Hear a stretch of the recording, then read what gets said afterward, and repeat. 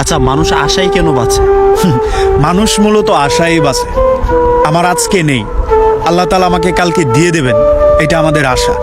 আজকে আমাকে দিয়ে হচ্ছে না, কালকে আমাকে দিয়েই হবে, এটা আমার বিশ্বাস এবং আমার সৃষ্টিকর্তার উপর ভরসা, এটাই আমার আশা।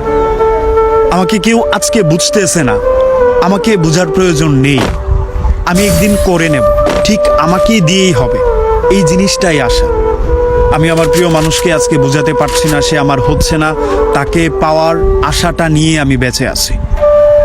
আমার আজকে টাকা নেই, আমি জবলেস।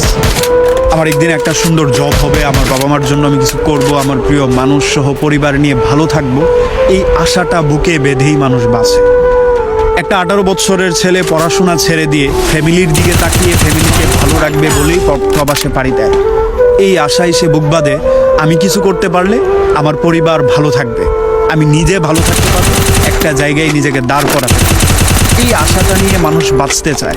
মানুষ বাঁচতে চায় স্বপ্ন নিয়ে, যে আমি সামনে এগোতে পারবো, আমি যদি চেষ্টা করি আমার এই জায়গাটা কেটে যাবে, আমার এই শূন্যতাটা থাকবে না, মানুষের এই অবহেলাটাও আমার জীবনে থাকবে না। একদিন সবাই আমাকে বুঝবে, যারা আমাকে অবহেলা করবে, অবজ্ঞা করবে, তারাও আমাকে বুকে টেনে নেবে, তারাও বিশ্বাস করবে আমাকে দিয়ে কিছু হবে, আমি সামনে আসবো।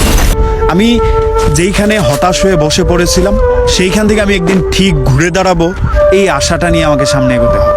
সেজন্যই মানুষ মূলত আশায় বাঁচে। আশায় মানুষের মন কয়েকশো বৎসর বাঁচতে পারে।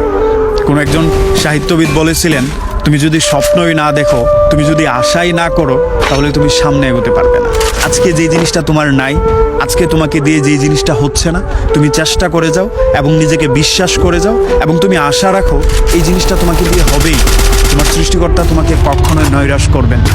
তিনি তোমাকে বলেই দিয়েছেন, তুমি স্বপ্ন দেখো, চেষ্টা চালিয়ে যাও, পূরণ করার দায়িত্ব আমার। তুমি আশা করো যে আমাকে দিয়ে এটা হবে এবং নিজের উপর পূর্ণ বিশ্বাস করতে হবে যে না, আমিই পারবো।